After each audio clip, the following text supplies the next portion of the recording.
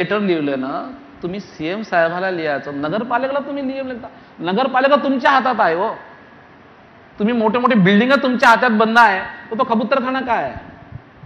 नाही, माझा प्रश्न हा होता की जर हा फक्त हे जे महापालिकेच्या निवडणुका वगैरे आहेत तेवढ्यापर्यंतचाच विषय आहे. नाही, आता बघा ना, पंढरपूरचं 100 वर्ष पुराण मंदिर आहे, ते तोडाचं काढलं का नाही काढलं? असे किती मंदिर तोडतात तुम्ही? मस्जिद का वाटतंय तुम्हाला अचानक, जे की तुम्ही खरं तर सत्ताधाऱ्यांची वोट बँक होतात आणि अचानक तुम्ही हे जे इतके प्रसंग सांगताय, का वाटतंय असं? का झालं की तुमच्याकडे राजकीय पक्षांचं दुर्लक्ष होत आहे?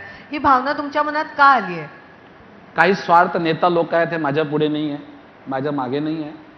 तुम्हाला असं वाटते की माझ्या रस्त्यावर काठे पुष्कळ आहे, ते काठे जर मी सहन केले तर मला असं वाटते की हा जगातले जो संदेश है जियो और जीने दो, भगवान महावीर का संदेश जियो और जीने दो, सक्सेस करना चाहते हैं तो पार्टी बनाना जरूरी है ना. हम बहुत जरूरी है, हमको बहुत जरूरी है.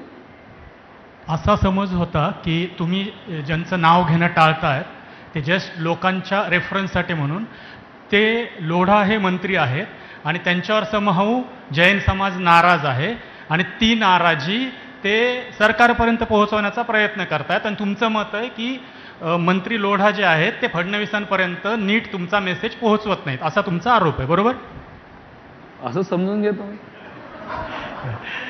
आणि मग त्यामुळं तुमचं आता भाजपच्या विरोधात किंवा महाराष्ट्र सरकारच्या विरोधात तुम्ही हे आंदोलन करतायत, बरोबर? बघा, महाराष्ट्र जनताने, मी तर अनशन आंदोलन कसं, मी आंदोलन नाही केलं, मी कोणती विवादित भाषा दिली नाही, मी म्हटलं मी म्हणून अनशन करन. तर देवेंद्र फडणवीस येणार ना, काय आहे बा? मी म्हटलं ना, कांद्यामुळे काँग्रेस गेली, मुलगीमुळे शिवसेना गेली, कबूतरमुळे माहिती की तुमचा महापौर नाही गेला पाहिजे या कबूतरच्या चक्करमध्ये. आणि आता तुम्ही ज्या पद्धतीची भाषा करता आहात, तर तुम्हाला असं वाटत नाही का की हीच भाषा काही दशकांपूर्वी मुस्लिम समाज करत होता?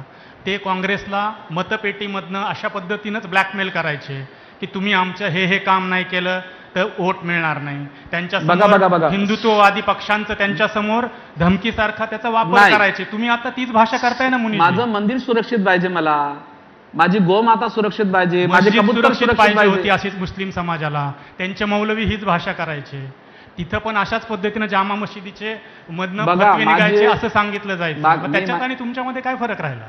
मी मागा प्रत्येक इन्सानाला आपल्या धर्माची रक्षा करण्याचा कर्तव्य आहे.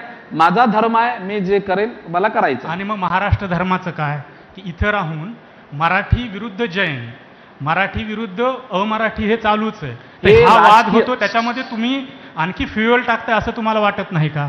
मला हा विवाद खतम करायचा आहे. मी बार म्हणत, राजसाहेबाला चॅनल म्हणता तुम्ही मराठी हिंदू मध्ये सम्राट आहे, मुद्दा तुम्हीच निपटू शकता, दुसरा कोणी निपटू शकत नाही. जाके राज साहेब आले की मराठी सब एक हो जाओ तो सब मामला खत्म हो जाएगा साहब. पण काय केलं पाहिजे? राज ठाकरेंनी काय केलं पाहिजे असं तुम्हाला वाटतं? त्यांना मराठी भाषेवर खूप प्रेम आहे ना.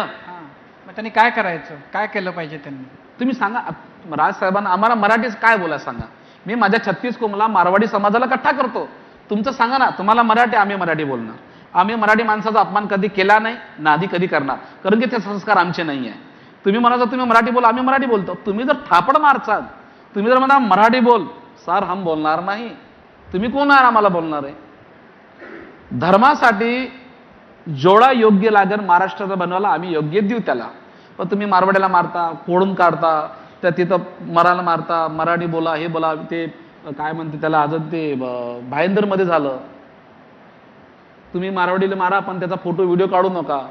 पण मी 36 कोम त्यांना यासाठी जिथे जिथे 36 कोमला त्रास होणार, जिथे तर सनातन धर्माला त्रास होणार, मी आता हा मारवाडी समाजाचा एक संघटन बनवू. जिथे जिथे धर्मासाठी, राष्ट्रधर्मासाठी लागान आम्ही. पण आता वाटलेला आहे जैन समाज पुष्कळ वाटलेला आहे, हा जैन मुनीमुळेच वाढलेला आहे. नाही, पण तुम्ही इतकं चांगलं मराठी बोलताय, तुम्हाला म्हणजे ही स्थानिक भाषा आहे. महाराष्ट्र ही मराठी इथली भाषा आहे. स्थानिक भाषेचा, स्थानिक लोकांच्या भावनांचा आदर सगळ्यांनीच केला पाहिजे. तो फक्त मारवाडी नाही, कुठल्याही भाषेतनं लोक जे येतील त्यांना समजा इथली स्थानिक भाषा कळायला 1 वर्ष, 2 वर्ष, 5 वर्ष, 10 वर्ष. माझ्या लहानपणी माझ्या गावातले मारवाडी तर आजही ते सगळे मराठीच बोलतात.